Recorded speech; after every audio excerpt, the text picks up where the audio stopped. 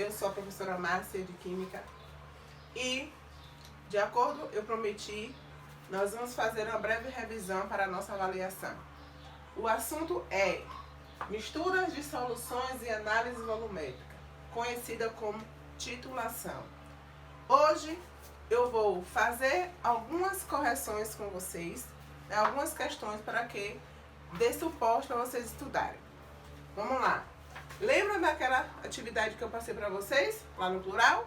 Então, sigam aí que eu vou fazer a resolução delas e vocês vão conferindo. Na nossa próxima aula, tiraremos todas as dúvidas. Antes disso, vamos fazer uma breve revisão do que são essas misturas. Lembrando, solução é uma mistura homogênea, onde nós vemos apenas uma fase. Ok? Essa solução, ela pode ser diluída, como nós vimos no assunto passado. O que é diluir? É adicionar água. É aumentar o volume daquela solução e diminuir a concentração dela. Na mistura de soluções, nós temos 3 tipos. Quando eu falo misturar, o nome já diz, eu vou misturar. Eu vou juntar 2 soluções de concentrações diferentes que vai formar uma solução final. Então, a primeira mistura é aquela onde eu uso o mesmo soluto, ou seja, a mesma substância, porém em recipientes diferentes. Vamos no nosso dia a dia ver como isso acontece. Se eu pegar um copinho de suco de laranja, de 100 ml, com a concentração de 2 gramas por litro, e pegar um outro copinho de 200 ml com uma concentração de 3 gramas por litro, eu tenho a mesma substância em concentrações diferentes. Então, se eu juntar essas 2 soluções, qual é a concentração que eu vou obter? Esse é a nossa primeira mistura. Sabendo que, se eu misturei, o volume final vai ser a soma do primeiro copinho, que foi 100 ml, com o segundo copinho, que foi 200 ml. Somando dá um volume de 300 ml. E aí a gente entenderia essa solução final, ok? A mistura de solutos diferentes não vão reagir. Como, Marcinha? Como é que isso vai acontecer? Bem simples. Eu vou ter agora um copinho com suco de laranja e um outro copinho com suco de beterraba.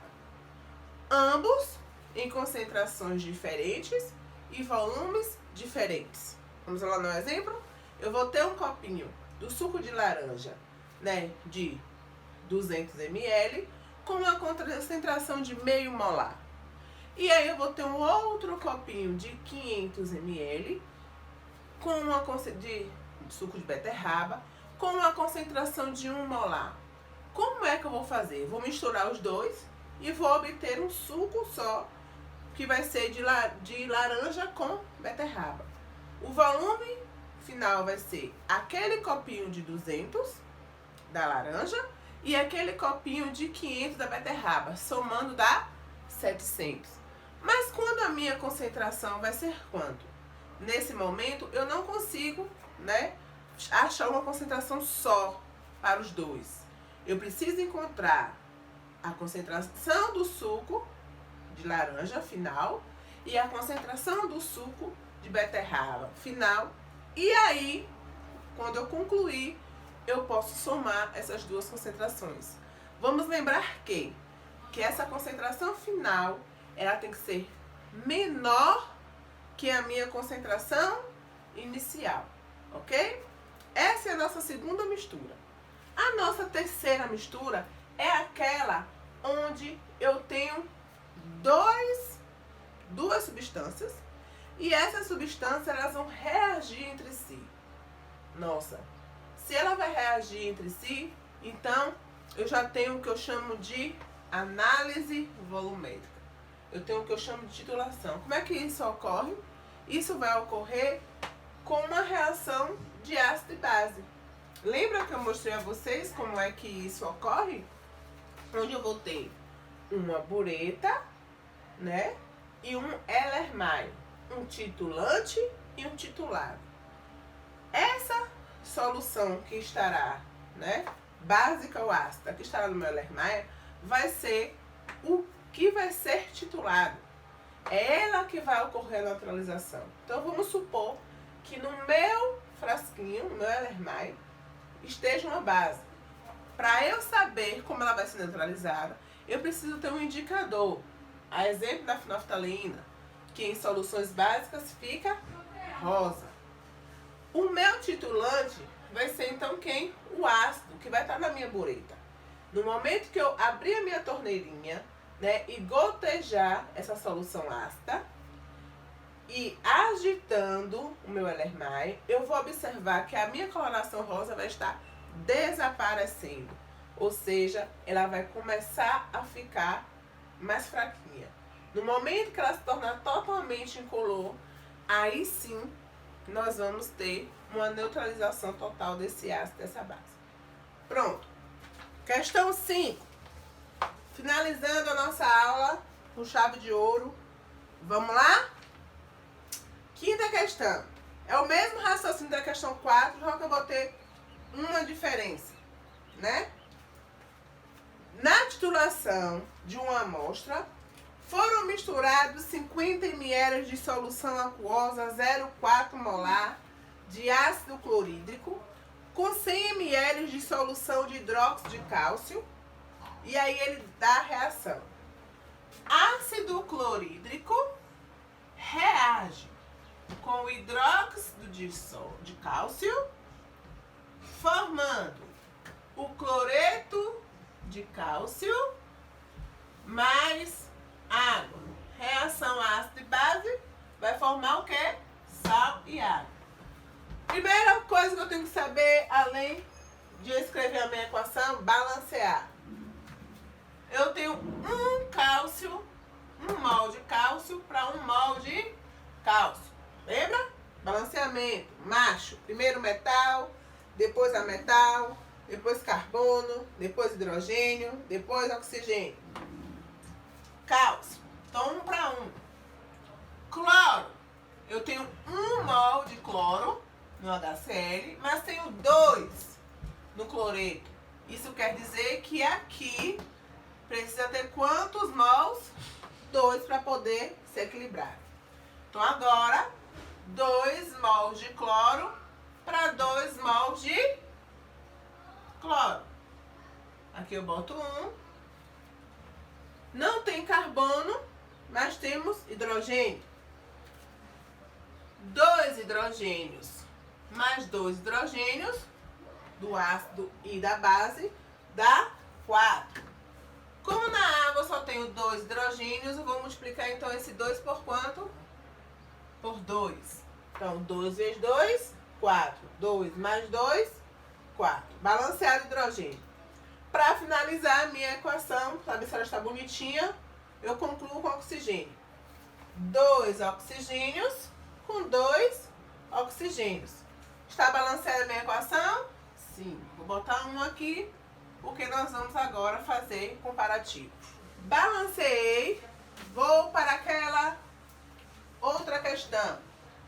N de A é igual a N de B. Lá na quarta questão, nós vimos que a nossa proporção é 1 para 1, ou seja, elas são iguais, equilibradas. Nesta aqui eu tenho um diferencial. Eu estou afirmando, pelo nosso balanceamento, eu estou comprovando que eu tenho 2 mols de ácido que vão reagir com 1 mol da minha base. Então, a minha proporção agora vai ser 2 para 1. Isso implica em que, massinha, no meu mol, na minha conta? Tudo. Fator principal. Se eu estou dizendo que eu tenho o dobro de ácido, eu estou dizendo que esse Na é 2 vezes o número de mols de quem? Da base. Confere? 2 mols de Na. Eu não boto 2 aqui. Eu estou afirmando que eu tenho 2 mols do meu ácido em relação à minha base. Então, é 2NB. E aí nós vamos para a questão que ela diz assim. Na titulação de uma amostra foram misturados 50 ml de solução aquosa 0,4 molar de ácido clorídrico. Então eu tenho duas informações para o meu ácido. A primeira, que é o volume, que é 50 ml. E a segunda informação, que é a concentração desse ácido, que é 0,4 molar, ou mol por litro. E essa solução vai reagir com 100 ml da minha base, que é o hidróxido de cálcio, mas não diz qual é a minha concentração, certo?